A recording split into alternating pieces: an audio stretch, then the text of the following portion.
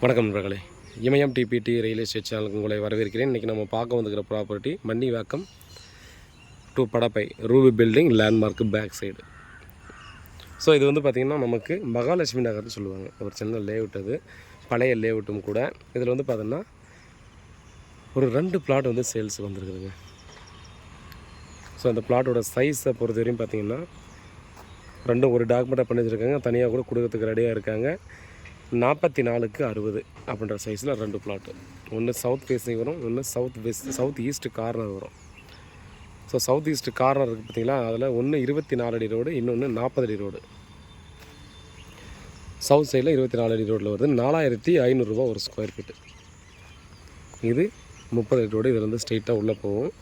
நமக்கு 40 அடி ரோடு பார்த்தோன்னா இது ஸ்டெப்ஸ் ஒன் அப்பார்ட்மெண்ட். நிறைய பேருக்கு தெரிஞ்சிருக்கும். ரூபியை தாண்டோடனே லெஃப்ட் சைடில் ஸ்டெப்ஸ் ஒன் அப்பார்ட்மெண்ட் வரும். அதோட செகண்ட் லெஃப்ட்டில் வருது ப்ராப்பர்ட்டி.